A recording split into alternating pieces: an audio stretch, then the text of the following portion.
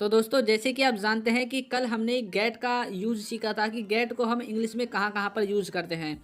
तो आज की इस वीडियो में हम लेट के बारे में सीखने वाले हैं, क्योंकि बहुत सारे स्टूडेंट्स लेट को लेकर भी परेशान रहते हैं कि लेट का किस तरह से यूज़ करते हैं। तो आज की इस वीडियो में हम लेट के सभी टॉपिक्स को कवर करेंगे कि कहाँ कहाँ पर लेट का हम यूज़ करते हैं। तो चलिए वीडियो को शुरू करते हैं।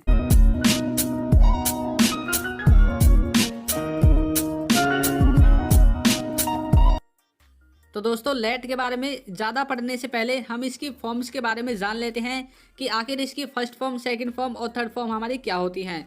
तो देखिए, लेट की फर्स्ट फॉर्म, सेकंड फॉर्म और थर्ड फॉर्म, तीनों फॉर्म ही आपकी लेट लेट लेट होंगी, यानी कि इसमें किसी भी प्रकार का कोई चेंज नहीं होगा। तो चलिए अब बात करते हैं कि लेट का प्रयोग हम किस तरह के सेंटेंसेस में करते हैं। जब कोई कार्य किसी के द्वारा करने दिया जाता है तब हम लेट का यूज़ करते हैं, या फिर जब कोई कार्य हम किसी को करने देते हैं तब हम लेट का यूज़ करते हैं, या फिर जब हम किसी को बोलते हैं कि आओ इस कार्य को करें तो तब हम लेट का यूज़ करते हैं। यानी कि इन्हीं तीनों ही सेंटेंसेस में हम लेट का यूज़ करेंगे। तो देखिए इसका पहला एग्जांपल, जैसे कि उसे पढ़ने दो। उसे पढ़ने दो का मतलब क्या है कि आप उसे पढ़ने दो, उसे डिस्टर्ब मत करो, मतलब कि आप उसे वो कार्य करने दो। तो ये आपका लेट से बनने वाला वाक्य है। उसे अंदर आने दो, इसका मतलब है कि आप उसे रोको मत बल्कि उसे यह काम करने दो। तो ये आपका लेट से बनेगा। उन्हें सच देखने दो, यानी कि उन्हें वो सच देखने दो, उनसे छुपाओ मत, तो आप उन्हें कार्य करने दो, ये भी आपका लेट से बनेगा। राम मुझे खेलने देता है। राम मुझे खेलने देता है का मतलब क्या है कि राम मुझे यह कार्य करने देता है, यानी कि जैसे कि वह मुझे जाने देता है, इसका मतलब क्या है कि कोई मुझे जाने देता है, मैं अपने आप नहीं जाता, या फिर मैं अपने आप नहीं जा पाऊंगा। तो इस तरह के सेंटेंसेस में आप लेट का यूज़ करेंगे। तो चलिए एग्जांपल्स की हेल्प से और अच्छे से इन्हें समझ लेते हैं। उससे पहले आपको बता दें कि एक होता है लेट, एक होता है लेट्स। लेट्स का यूज़ आप करेंगे थर्ड पर्सन सिंगुलर के साथ, और लेट का यूज़ करेंगे आप बाकी बचे सब के साथ। आपको इसके स्ट्रक्चर के बारे में बता देता हूँ, इसका स्ट्रक्चर किस तरह से बनेगा। तो देखिए, जैसे कि आप बोलेंगे कि मुझे सोचने दो। मुझे सोचने दो की इंग्लिश होगी लेट मी थिंक। अब लेट मी थिंक का देखिए किस तरह से, सबसे पहले आपको लिखना है लेट, उसके बाद आपका आएगा ऑब्जेक्ट, यानी कि सब्जेक्ट इसमें नहीं आएगा, ऑब्जेक्ट आएगा। आपको स्क्रीन पर दिख रहा होगा साइड में कि सब्जेक्ट होता है आपका ही, सी, इट, वी, ये होते हैं आपके सब्जेक्ट। अब ऑब्जेक्ट क्या होगा, ही को होगा हिम, आई को होगा मी, वी का होगा अस, दिस का होगा देम। तो ये आपके जो है देम, अस, मी, हिम, हर, ये आपके क्या है ऑब्जेक्ट हैं। तो ये आपके लेट के तुरंत बाद आएंगे। उसके बाद आपकी क्रिया की फर्स्ट फॉर्म, यानी कि वर्ब की फर्स्ट फॉर्म आपकी आ जाएगी। तो इस तरह से आप इसका स्ट्रक्चर बनाएंगे। तो चलिए कुछ एग्जाम्पल इसकी हेल्प से और अच्छे से इसे समझ लेते हैं। तो देखिए पहला एग्जाम्पल क्या होगा, उसे पढ़ने दो, लेट हिम स्टडी। इसका मतलब क्या है, उसे पढ़ने दो। हिम मैंने क्या है, इसमें ऑब्जेक्ट लगाया है, उसके बाद वर्ब की फर्स्ट फॉर्म आ गई है। अब नेक्स्ट एग्जांपल देखिए, उसे अंदर आने दो, लेट हिम कम इन। उसे अंदर मत आने दो, डोंट लेट हिम कम इन। अब आप इसमें जो नेगेटिव और इंटरगेटिव सेंटेंसेस होते हैं वो आपके सेम ऐसे ही रहेंगे जैसे कि आप अपने सिंपल सेंटेंसेस में बनाते हैं। उन्हें सच देखने दो, let them see the truth. अब हम निकलेंगे, लेट अस लीव नाउ। अब हम निकलेंगे, let us leave now. Next sentence देखिए, राम जाने देता है, राम लेट्स गो। राम क्या है आपका थर्ड पर्सन है, वो भी सिंगुलर, तो इसलिए हमने लेट्स का इसमें यूज किया है। नेक्स्ट देखिए, राम ने तुम्हें जाने दिया, राम लेट्स यू गो। यहाँ पर क्या है, यहाँ पर भी राम मैंने थर्ड पर्सन सिंगुलर लिया है। मैं जाने दे सकता हूँ, आई कैन लेट गो। तो इस तरह से आप ऐसे सेंटेंसेस को बनाएंगे। तो चलिए अब बात करते हैं लेट के अगले यूज के बारे में।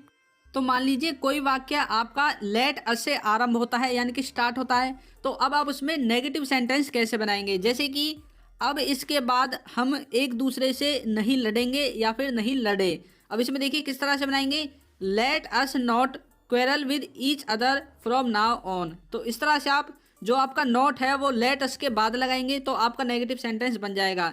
एक और नेगेटिव सेंटेंस देखिए, राम की यह सलाह हम कभी नहीं भूले। इसकी इंग्लिश देखिए, let us never forget this advice of Ram. तो इस तरह से आप जो आपका नेवर या फिर नोट है, जो नेगेटिव वाक्य होते हैं उनमें आप लेट अस के बाद अपना जो नेगेटिव सेंटेंस है यानी कि नोट या नेवर उसे लगा सकते हैं। तो चलिए अब बात करते हैं लेट के नेक्स्ट यूज के बारे में, यानी कि किसी को कोई चीज़ सभ्यतापूर्वक कहने में या फिर देने में या फिर बताने में भी आप लेट का यूज़ करेंगे। जैसे कि मैं तुम्हें एक बात बताता हूँ। यहाँ पर देखिए let me tell you one thing, let me tell you one thing. अब मी आपका इसमें ऑब्जेक्ट है, उसके बाद टेल आपकी वर्ब की फर्स्ट फॉर्म है। तो इस तरह के सेंटेंसेस में भी आप लेट का यूज करेंगे। मैं तुमसे एक सवाल पूछता हूँ, let me ask you one question. अब मैं मुख्य मुद्दे पर आता हूँ, यानी कि मुख्य सवाल पर आता हूँ। Let me come to the main point. मैं तुम्हें मेरी नई वस्त्र या फिर नई गाड़ी दिखाता हूँ। Let me show you my new car या फिर न्यू ड्रेस। मैं तुम्हें उठाकर बिठाता हूँ। Let me sit you up या फिर डाउन। मैं तुम्हें एक और उदाहरण देता हूँ। Let me give you one more example. तो इस तरह से फ्रेंड्स एक सेंटेंस और है जिसे आप ज़्यादातर अपनी डेली लाइफ में सुनते हैं, जैसे कि let me no. Late me no का मतलब होता है मुझे बताना या फिर मुझे बताओ। जैसे कि let me know if there is any change, कुछ परिवर्तन हो तो मुझे बताओ। Let me know how that happened, वह कैसे घटित हुआ मुझे बताओ। तो इस तरह से आप लेट मी नो का यूज कर सकते हैं। तो फ्रेंड्स इस तरह से जो लेट है उसका यूज आप करेंगे। तो अब आपको मैं एक डिफरेंस बताता हूँ लेट में और अलाउ में, क्योंकि अलाउ का मतलब भी होता है करने देना, यानी कि किसी कार्य को करने देना।